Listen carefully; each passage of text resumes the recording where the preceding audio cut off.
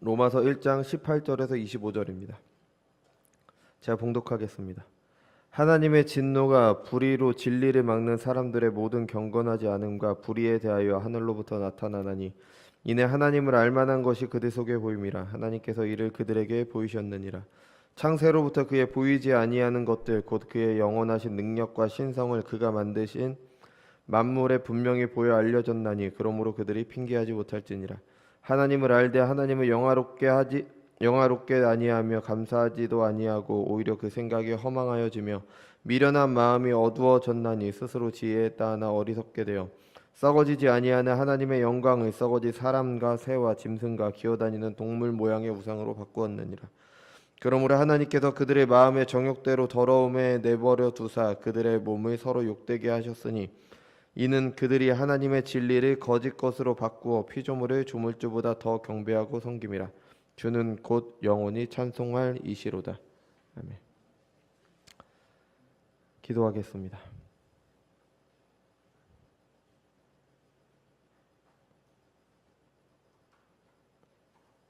잠시만요. 기도하겠습니다. 거룩하고 존귀하신 주님 은혜와 사랑을 감사드립니다. 오늘도 주님의 거룩한 날 허락하셔서 공예배로 하나님께 영광 돌릴 수 있게 하신 날 감사드립니다.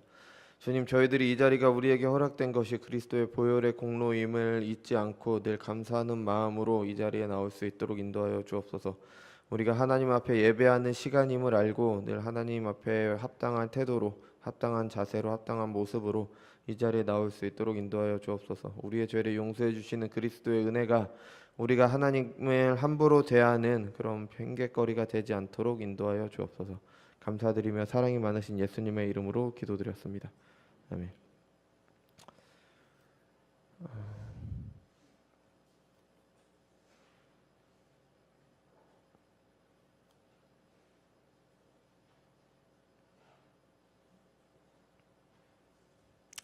로마서 이제 우리가 1장 18절부터 바울은 로마서의 본론을 시작하고 있습니다. 그러니까 16절과 17절에서 말했던 복음의 핵심을 풀어서 설명하고 있습니다. 우리는 지난주에 본 것처럼 바울은 복음을 설명하기 위해 하나님의 진노로 시작을 했습니다. 왜냐하면 하나님의 진노를 알아야지 이제 복음이 왜 필요한지를 알게 되기 때문입니다. 예수님께서 말씀하신 대로 병자에게 의사가 필요합니다. 자기가 아프지 않다고 생각하는 사람들은 의사를 찾아가지 않습니다. 자신이 의롭다라고 생각했던 바리새인들에게는 예수님이 필요가 없었습니다. 그래서 더 좋은 나라, 더 강한 나라를 이루어줄 다윗 왕을 바랬을 뿐입니다. 자신들은 괜찮고 잘못된 것은 로마의 지배를 당하는 현실이 잘못된 거였습니다. 그러니까 그 현실을 해결해줄 메시아를 기다렸던 거죠. 이게 잘못된 생각입니다. 문제는 나에게 있습니다. 문제는 내가 죄인이기 때문에 문제가 있는 거지 현실이 문제가 아닙니다. 로마에서 해방된다고 현실이 달라진다고 모든 문제가 해결되지는 않습니다. 아마도 너무 힘든 가운데 계신 분들께는 이런 말이 사치로 느껴질 수가 있습니다. 당장 내 눈앞에 있는 현실이 너무 힘든데 그게 다 무슨 소용이냐라고 생각을 합니다. 하지만 나만의 문제가 해결된다고 또 내가 돈이 많아지고 더 괜찮은 삶을 산다고 해서 문제가 해결되는 게 아닙니다. 그래도 여전히 우리는 세상에서 더 큰 문제를 안고 살아가게 됩니다. 왜냐하면 근본적인 이유가 있기 때문에. 그 근본적인 이유가 바로 우리는 모두 하나님의 진노 아래 있는 죄인들이라는 것입니다. 그래서 이런 비참함과 그 원인을 알아야지 비로소 이제 복음을 찾게 되는 거죠. 그래서 모든 사람이 우리가 하나님의 진노 아래 있는 이유는 하나님을 아는 지식이 주어졌는데 그것을 불의로 막고 있기 때문입니다. 그래서 이 18절과 32절까지 우리가 1장 18절부터 32절까지는 우리가 살피고 있는 이 부분은 바울이 유대인들이 아니라 이방인들에 대해 말을 하고 있는 겁니다. 그죠? 하나님을 아는 지식이라고 할 때 이스라엘에게 주어진 그 지식이 아니라 모든 사람들, 하나님께서 하나님을 직접 알리지 않는 사람들, 예를 들면 우리나라에서 과거에 살았던 사람들, 하나님을 모르고 이 땅에서 살았던 모든 사람들을 향해서 하는 말입니다. 그들에게 이미 충분히 하나님을 아는 지식이 주어졌습니다. 우리는 성경을 통해 하나님을 알고 믿습니다. 근데 성경이 아니어도 하나님을 아는 충분한 지식이 주어졌다는 겁니다. 왜냐하면 하나님께서 창조하신 세상은 하나님의 속성과 신성이 나타나기 때문입니다. 이것을 일반 계시라고 했죠. 그래서 우리는 이건 지난주에 이것을 하나님의 진노와 관련지어서 생각을 해봤습니다. 그래서 하나님께서 창조하신 세상을 보면은 우리는 하나님의 진노가 있다는 것을 충분히 알 수 있습니다. 그렇지만 죄인들은 불의로 그 진리를 막고 있죠. 하나님의 진노가 없다고 말하고 모든 것은 그냥 일어나는 거다, 뭐 자연의 섭니다, 이런 식으로 말을 합니다. 근데 그렇지 않습니다. 그래서 오늘은 이 일반 계시를 조금 더 살펴보려고 합니다.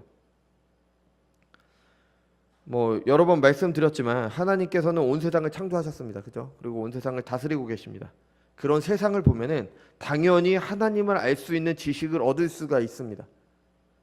모든 사람들에게 주어진 계시, 하나님의 나타내심이라고 해서 이거 말씀드린 대로 신학자들이 이거를 일반 계시, 그러니까 모든 사람들에게 주어진 계시다라는 의미로 일반 계시라는 말을 붙였습니다. 그래서 일반 계시를 통해서 사람들은 하나님의 존재와 하나님의 능력과 하나님의 하나님 되심을 알 수가 있습니다. 그래서 신성이라고 하죠. 하지만 타락한 사람들이기 때문에 일반 계시로 하나님을 온전히 알 수는 없어요. 그게 뭐 계시의 문제가 아니라 우리의 타락의 문제가 있죠. 그래서 일반 계시가 있다고 해서 어떤 분들이 이렇게 말을 하죠. 모든 것이 신이기 때문에 자연을 관찰하면 우리가 스스로 신에 대해서 알 수 있다. 이거는 잘못된 말입니다.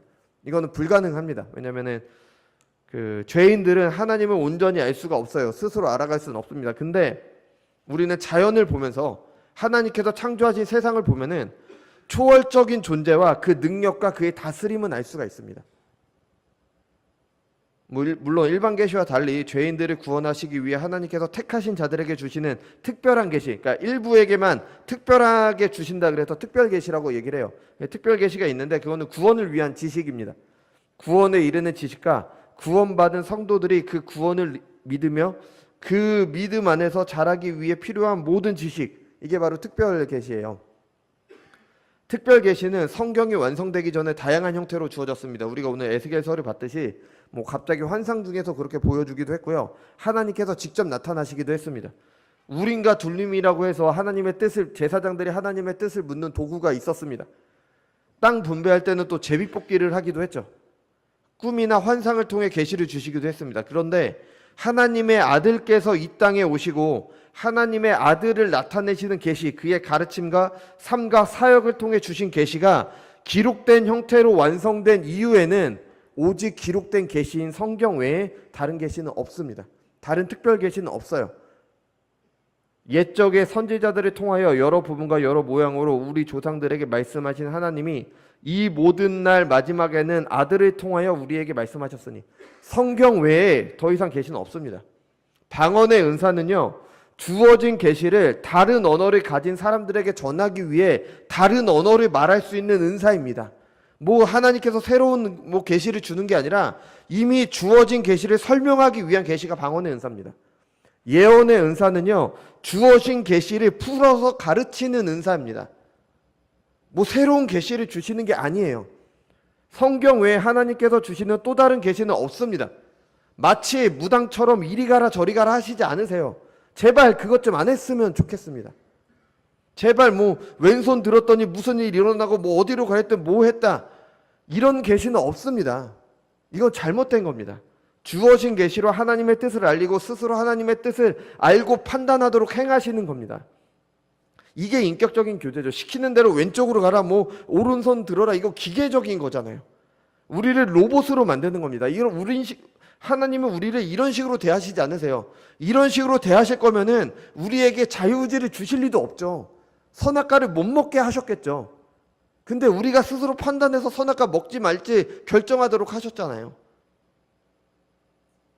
주신 계시를 통해 성령께서 그 뜻을 알리시고 그 뜻을 알리는 성도들이 하나님께 순종하기를 바라며 그 뜻이 무엇인지 분별하여 행하도록 하시는 겁니다. 우리나라 교회는 이것보다 생각 외로 이 점에서 약해요.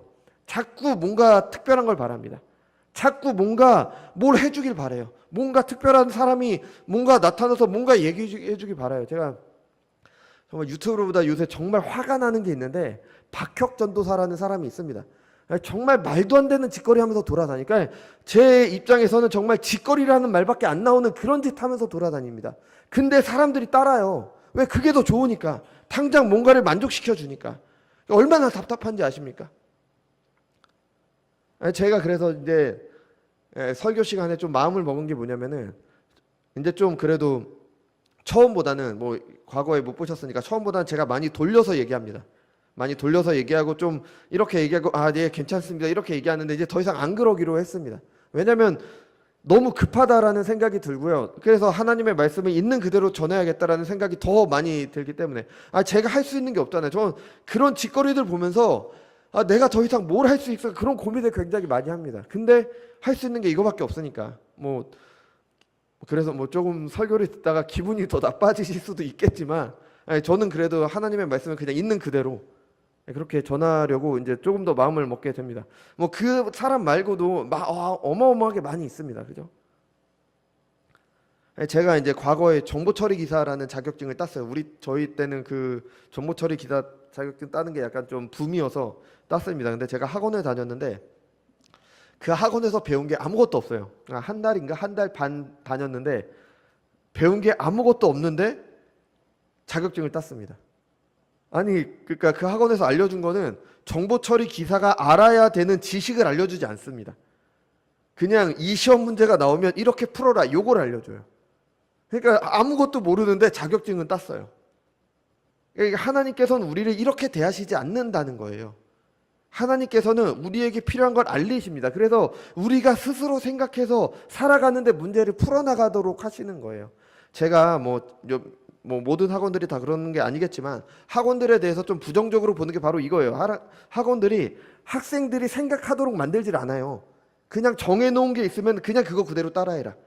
아니면 요 문제가 나오면은 요 문제는 요게 함정이니까 이렇게 풀어라. 이렇게 알려줘요. 요즘 전 모르겠습니다. 요즘 학원들은 모르겠는데 제가 겪어왔던 학원들은 그랬어요.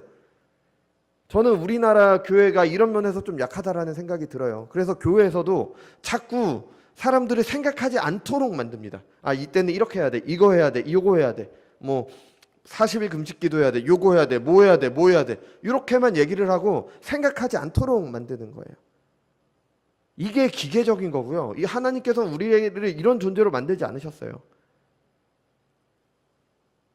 그래서 이제 주어진 계시를 통해 하나님의 뜻을 배우고 그것을 통해 삶에 적용을 해야죠. 그냥 막연하게 주님의 뜻을 알게 해 주옵소서. 주님께서 말씀하실 때까지 기다리겠습니다. 굉장히 믿음 있어 보이잖아요. 이거 불건전한 겁니다. 건전하지 못한 거예요. 하나님의 뜻을 알고 싶으면 하나님의 말씀 열심히 읽고 배우는 겁니다. 그런 중에 내가 스스로 그 말씀을 가지고 내 삶 가운데 적용을 해서 하나님의 뜻을 알아가야죠. 요게 하나님 신자의 믿음이 자라가는 겁니다. 설교자들도 어떤 분들은 즉흥적으로 막 설교하시잖아요. 그죠? 근데 평소에 준비가 잘 되신 분들은 물론 그렇게 할 수 있습니다. 그런 설교자분들 저 많이 알고 계세요. 노진준 목사님이시라든지 그분들은 평소에 준비가 이미 완벽하게 돼 계세요. 그래서 어느 자리에 가시든지 그냥 이렇게 하실 수가 있습니다.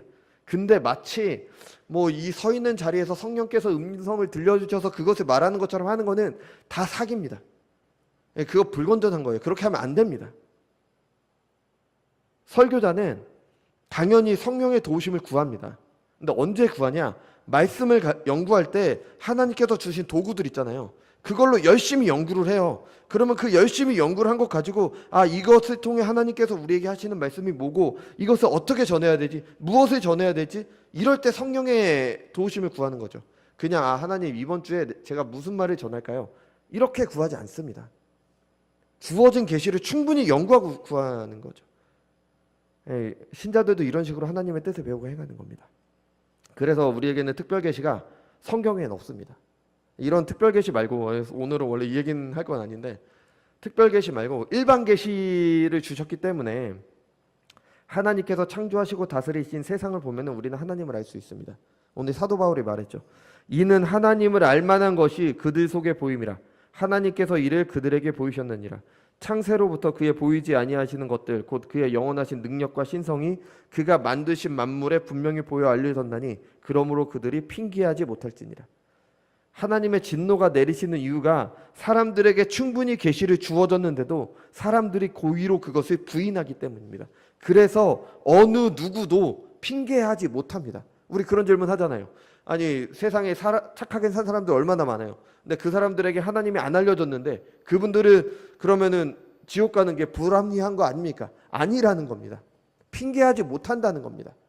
모든 사람들은 죄인이기 때문에 자기가 스스로 하나님께서 이미 충분히 하나님에 대해 알리셨는데 자기가 스스로 그걸 거절하는 겁니다. 그 영어 단어 중에 이제 브레스 브레이킹이라는 단어가 있어요. 이 단어가 저는 굉장히 인상적이었어요. 그러니까 이게 제가 배우면서 인상적이었는데, 그러니까 직역을 하면은 호흡이 멈춘다라는 의미예요. 그러니까 어느 뭐 나이아가라 폭포 뭐 그런 거 아주 장엄한 광경을 보면은 정말 우리가 경탄을 하잖아요. 감탄을 합니다. 그때 나타내는 감정이에요. 그러니까 호흡이 멈출 정도로 놀란다. 그러니까 이런 의미입니다. 그죠? 그러니까 이런 멋진 풍경을 봤을 때, 자연 환경에서 그런 멋진 풍경을 보면은 우리가 한없이 겸손해집니다. 아, 세상은 이렇게 멋진데 우리는 정말 지구에 있는 먼지만도 못하구나. 우주를 봐도 그렇죠. 우주가 얼마나 넓어요. 근데 그 우주 안에서 그 작은 지구 안에 그 안에 있는 작은 사람이잖아요. 정말 먼지만도 못한 그런 존재잖아요. 이렇게 겸손해지면서 이 모든 것을 만든 어떤 존재를 떠올리게 돼요. 믿는 사람이 아니라고 하더라도 이거는 세상을 바라보면은 얼마든지 할 수 있는 생각입니다. 하나님께서 그렇게 나타내셨기 때문에. 그래서 과거의 과학자들은 우주가 원래 있을 것이라고 생각했지만 근래에는 이제 우주가 생겨났다는 것에 동의를 합니다. 그렇다면 어떻게 생겨났을까? 창조한 그 존재에 대해서 생각을 하게 되는 거죠.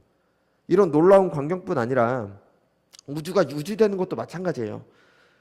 여러분도 느끼시겠지만 이 우주는요, 우리가 살아가는 세상은 너무 잘 설계가 돼 있어요. 정말 이보다 더 완벽할 수는 없습니다. 그 물 분자가 H2O잖아요. H2O가 O가 있고 H가 이렇게 양쪽에 있습니다. 근데 이게 각도가 이렇게 꺾여 있어요. 이 이유는 화학을 근거하면 알 수가 있거든요. 근데 꺾여 있어요. 이렇게 꺾여 있기 때문에 이 땅에 물이 존재할 수가 있어요. 요 각만큼 꺾여 있지 않았잖아요. 그럼 물이 있을 수가 없습니다. 그만큼 잘 설계가 돼 있어요. 이런 거 보면은 도저히 이거는 이 세상이 창조되지 않을 수가 없구나라는 생각이 들었어요. 우리 길 가다가 제가 생물학하고 화학을 좀 전공을 했어요. 그래서 좀 이런 쪽에 관심이 좀 있습니다. 그래서 지나가다가 그 들풀이나 이런 거 보잖아요. 풀 같은 거 보잖아요. 아무것도 아니잖아요. 그죠? 정말 아무것도 아니에요. 근데 그 속 깊숙이 들여다 보잖아요. 정말 놀라울 정도로 우리가 사람들이 만들어 놓은 기계처럼 그렇게 작동을 해서 그 생명이 유지됩니다. 또 그 생명체들이 이 우주가 이 지구가 순환하는데 각각의 역학들이 다 있어요. 그러니까 정말 잘 설계됐다라고 믿을 수밖에 없습니다. 그죠? 제가 그 대학교 때 배웠던 생화학이라는 과목이 있는데 그 과목에서 했던 게 저는 아직도 기억나는 게 DNA가 두 가닥으로 이렇게 꼬여 있잖아요. 근데 이거를 쓰려면은 이렇게 쪼개서 요 일정 부분을 이렇게 뭐 RNA라는 걸 만들어내서 이렇게 단백질을 합성을 해요. 근데 요 과정을 보잖아요. 요 과정이 어떻게 이루어지는지 모형으로 이렇게 동영상으로 만들어 놓은 게 있어요. 그거 보면요, 정말 기계처럼 정밀하게 아주 정교하게 딱딱딱딱딱 이루어집니다. 우리가 지금 만들어낸 기계들처럼 그렇게 이루어져요. 그것도 DNA 가닥 얼마나 길어요. 근데 필요한 부분에 뭐가 가서 딱 붙어요. 그럼 거기서부터 필요한 데까지 딱 이것만 잘라서 이렇게 사용이 돼요. 이런 거 보면은 도저히 이 세상에 저는 도저히 아무리 생각해도 생물이 우연히 생겨났다는 것을 믿을 수가 없습니다. 이렇게 완벽한데요. 이렇게 조절이 잘 되는데. 또 신학자들이 아닌 철학자들도 이 세상에 보편적인 도덕이 존재한다는 게 창조주의 존재를 증명한다고 인정을 합니다. 보편적인 도덕이라는 게 뭐냐면은 우리는 사람들이 배우지 않아도 다 인정하는 옳고 그름이 있어요. 옆 사람 때리는 거 나쁜 거잖아요. 이거 누구나 다 나쁜 거 알잖아요. 다른 사람 죽이는 거 나쁜 거잖아요. 그죠? 다른 사람의 물건 함부로 빼앗는 거 나쁜 거잖아요. 이거 모든 사람들이 다 나쁘다라고 얘기를 하잖아요. 이게 보편적인 도덕입니다. 물론 뭐 다른 사람이 먼저 나를 때려서 내가 방어를 했다 뭐 이런 여러 가지 상황들이 있겠지만 그냥 가장 기본적으로 아무런 이유 없이 다른 사람을 죽이고 살해하고 뭐 이런 것들은 잘못된 거잖아요. 그죠? 그러니까 이런 보편적인 도덕이 있다라는 것은 어떤 초월적인 존재를 증명하는 거다라고 이야기를 하고 있는 겁니다. 그러니까 이 세상을 바라보면은 뭐 제가 이제 시간도 부족하고 제 지식의 한계 때문에 더 말씀드리기 어렵지만 이외에도 많은 것들이 창조주의 존재에 대해서 말을 해주고 있습니다. 뭔가 어떤 초월적인 존재가 이 세상을 만들고 다스리고 있구나. 이것에 대해서 충분히 얘기를 해주고 있어요. 그런데 사람들은 그것을 거절하고 있습니다. 고의로 무시를 해요. 그래서 사람들이 핑계하지 못하는 겁니다.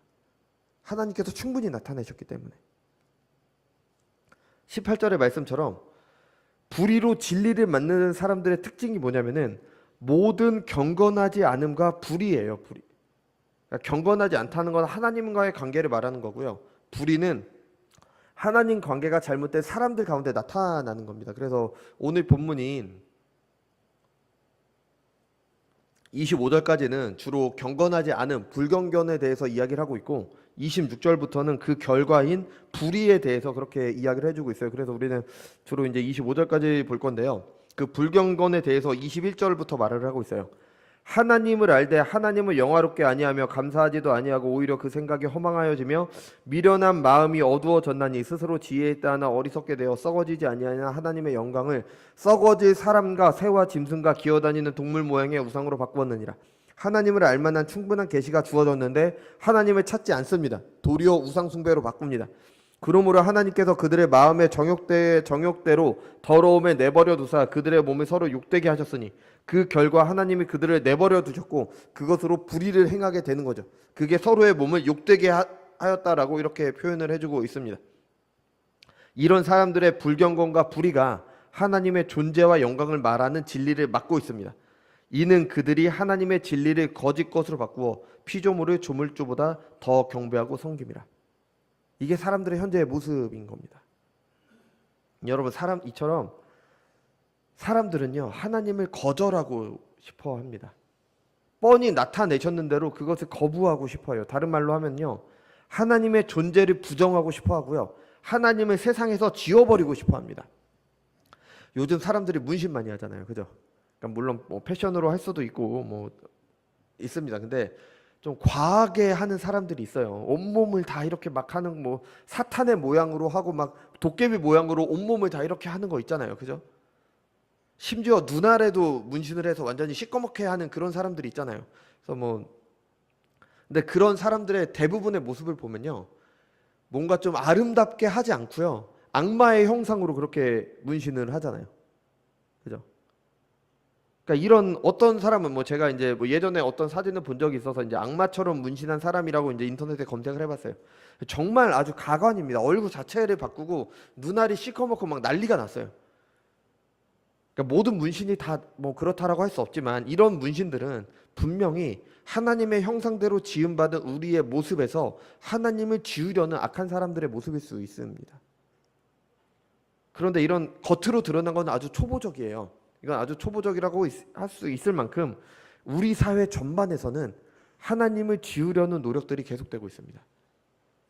뭐 제가 세상 학문을 다 부정하고 그런 사람 아니에요. 그러니까 저는 하나님의 일반 은총, 일반 은혜를 믿는 신자입니다. 이 세상의 모든 학문도 다 하나님께서 우리에게 허락하신 거예요. 또 일반적으로 뭐 선교학자분들이 말씀하시는 것처럼 모든 길이 로마로 통한다고 했잖아요. 그 시대의 교통이 발달한 것은 복음의 길을 준비하신 하나님의 섭리라고 저는 믿고 있습니다. 그만큼 세상 학문들, 세상 기술들도 하나님께서 우리에게 주신 거죠. 단 하나도 하나님의 은혜가 아닌 게 없습니다.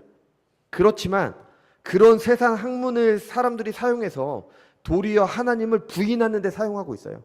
하나님께서 주셨는데 하나님을 영화롭게 하지 않고 도리어 하나님을 부정하는 데 사용하고 있습니다.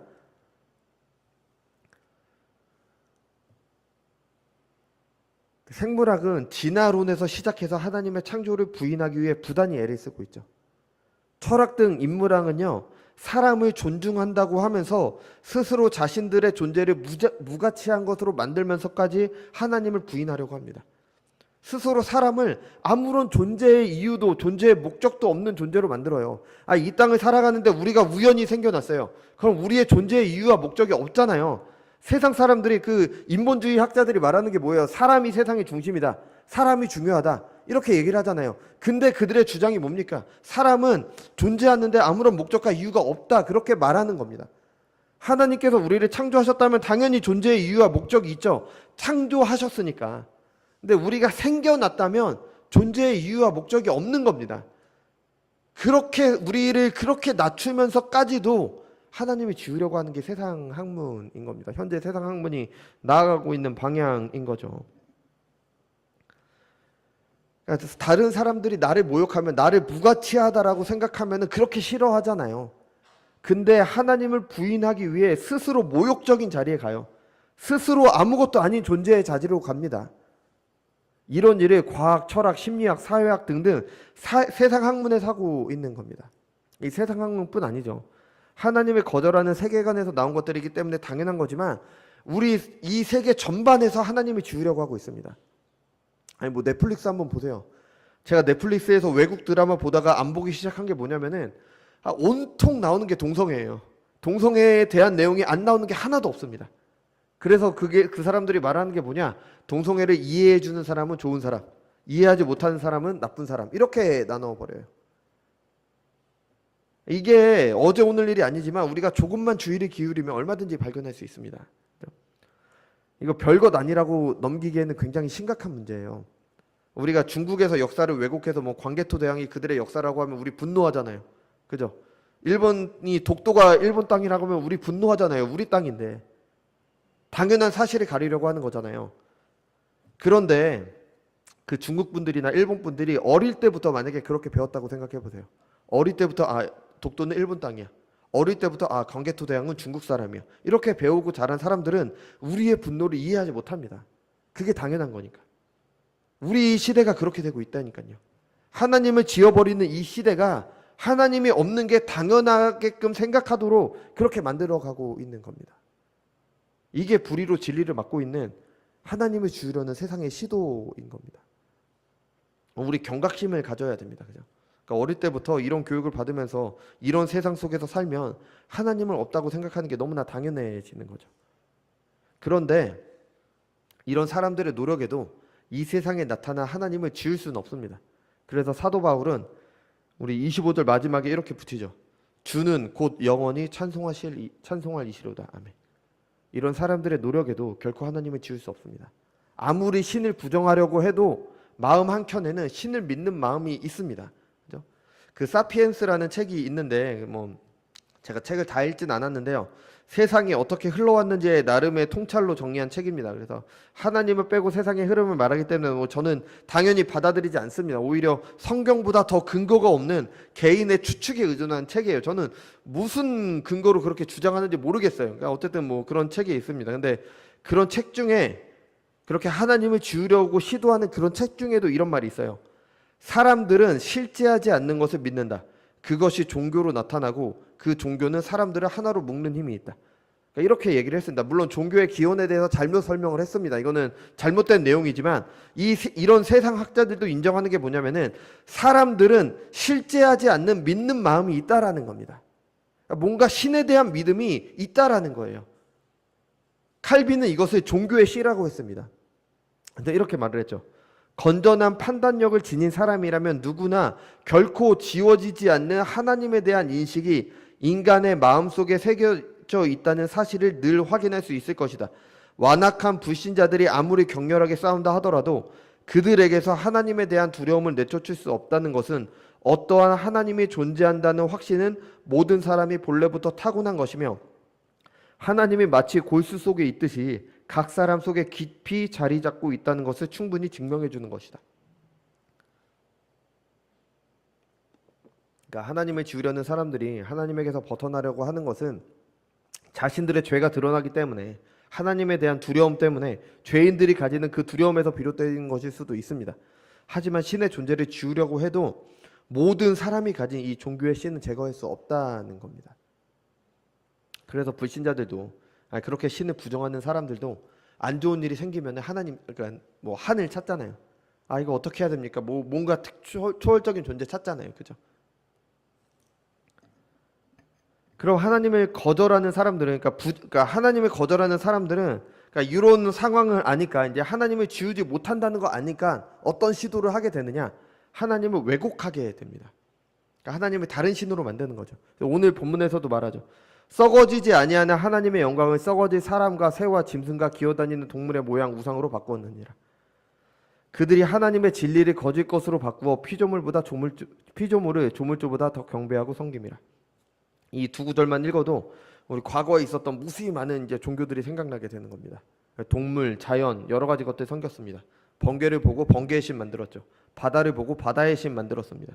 우리 시대에는 무엇이 신입니까? 우리 시대에도 많은 신들이 존재합니다. 뭐 스스로 신이라고 말하는 존재도 있고, 아니면 돈처럼 신이라는 말은 안 하지만 실제로 사람들이 섬기는 것들이 있습니다. 뭐 제가 말씀드린 과학이 그렇죠. 또 인본주의가 그렇습니다. 1993년에 나온 인본주의 선언문 1을 보면요, 인본주의를 이전의 초자연적인 종교를 대체하는 새로운 종교로 규정하였습니다. 이거는 문서에 나와 있는 겁니다. 기독교를 대체한 새로운 종교, 그러니까 하나님을 대신할 새로운 신으로 인본주의를 만들어낸 겁니다. 이게 다 우상숭배인 겁니다. 새로운 신을 만들어 넣어서 섬기는 거죠. 그리고 그 우상숭배의 중심에는 내가 있습니다. 내가. 결국 나를 위한 신을 만드는 거죠. 그래서 시금석이라는 말 혹시 아시죠? 그러니까 시금석이 뭐냐면은 금의 품질을 판별하기 위한 돌입니다. 그래서 이렇게 긁어봐서 금이 얼마나 좋은지를 판별하는 거죠. 그래서 이 시금석을 어떤 가치나 어떤 사람을 판단하는 기준이라는 뜻도 있어요. 그래서 제가 제 나름대로 하나님을 믿는 종교냐, 하나님을 믿지 않는 우상 숭배냐를 구분하는 시금석이 제 나름대로 있습니다. 그게 뭐냐면 나를 위한 것이냐, 하나님을 위한 것이냐입니다. 나를 위해 하나님을 믿는다면 백날 하나님을 믿는다고 해도 우상 숭배입니다. 우리는 하나님의 영광을 위해 하나님을 믿는 겁니다. 우리는 이제 하나님의 일반 계시 가운데 나타나 하나님의 진리를 막는 것에 대해서 생각을 해봤잖아요. 그래서 이 불경전에 대해서 살펴봤는데, 그렇다면 이 내용이 지금 우리가 무슨 상관이냐? 이거는 불신자들에 대한 거 아니냐? 이거 이방인에 대한 건데 우리 하나님 믿는데 이게 나랑 무슨 상관이냐? 근데 안타깝게도 불신자들의 문제가 아니라는 겁니다. 교회 안에도 이제 이방인들처럼 진리를 막고 하나님을 지으려는 시도들이 계속 있었습니다. 말씀드린 나를 섬기는 우상숭배가 교회 안에도 있다는 겁니다. 아까 말씀드린 그 박혁정 도사 하는 짓도 그렇고요. 많은 하나님을 지으려는 시도가, 하나님이라는 말을 쓰고 성경에 나오는 단어를 쓰지만 하나님이라는 존재를 지으려는 시도가 교회 안에도 있는 겁니다. 하나님을 믿는다는 사람들이 하나님에 대한 신앙을 왜곡했습니다. 어느 목사님께서는 사사시대의 죄의 핵심이 지금도 그대로 일어나고 있다. 사사시대의 핵심적인 문제는 우리가 사사기 17장에 나오는 미가의 제사장 사건이 가장 그 문제를 잘 보여줘요. 어떤 일이 있었냐? 미가는 스스로 신을 만들었어요. 그리고 그 신을 섬길 제사장도 스스로 세웠습니다. 이게 사사시대의 문제였어요. 내가 내 마음대로 신을 만들고 내가 내 마음대로 그 신을 믿는 거, 이게 사사시대의 문제였습니다. 이 문제가 우리에게도 똑같이 있다는 겁니다. 내가 내 마음대로 신을 만들고 내가 내 마음대로 신을 섬깁니다. 내가 내 마음대로 하나님을 정하고요, 내가 내 마음대로 내 뜻대로 하나님을 섬깁니다. 그러면서 내가 이렇게 했으니까 하나님께서 기뻐하실 거예요. 때가 이르르니 사람이 바른 교훈을 받지 아니하며 귀가 가리워서 자기 사욕을 따르 많은 스승을 두고 또 그 귀를 진리에서 돌이켜 허탄한 이야기를 따릅니다. 사도 바울이 디모데에게 말한 그때가 바로 지금인 겁니다. 자기 소견에 옳은 대로 하나님을 섬기기 위해 많은 스승을 둡니다. 왜? 내 마음에 드는 스승을 찾기 위해서, 내 마음대로 하나님을 섬기기 위해서. 그래서 이 이야기를 하신 목사님께서는 실존주의 철학자 키에로 케고르라는 사람이 있습니다. 근데 그 사람의 사상이 교회 안으로 들어와서 그게 칼바르트의 신학이 됐습니다. 그리고 이게 신학교에서 칼바르트의 신학을 가르치고 있습니다. 지금도 가르치고 있어요. 칼바르트의 신학이 뭐냐? 성경이 하나님의 말씀이다라고 말하지 않아요. 성경이 하나님의 말씀이 된다라고 말합니다.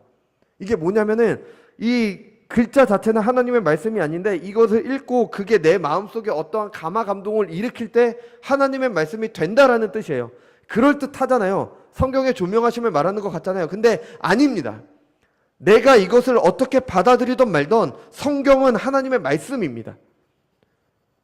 그러니까 성경이 하나님의 말씀이 된다라고 하면 어떤 문제가 생기냐면, 내가 이 문장을 읽었을 때 이 문장을 통해 하나님께서 나에게 하려는 말씀과 상관없이 내가 이 문장을 통해 어떠한 감동을 받은 그게 하나님의 뜻이 된다는 겁니다.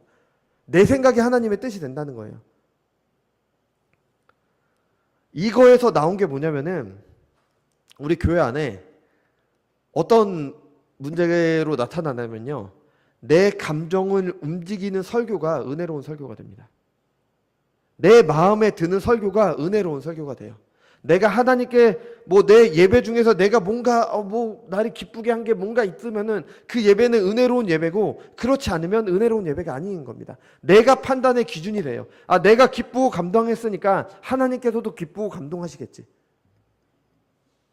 여러분 정말 그렇습니까? 사이비들과 이단을 보십시오. 얼마나 마음을 잘 움직입니까? 그들 얼마나 열광적입니까?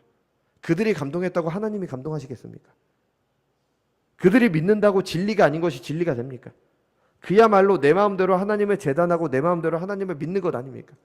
여러분 실용주의 시대에는 내게 도움이 되느냐 마느냐가 중요했잖아요. 그죠? 근데 이 시대는 실용주의 시대가 아니에요. 무슨 시대냐?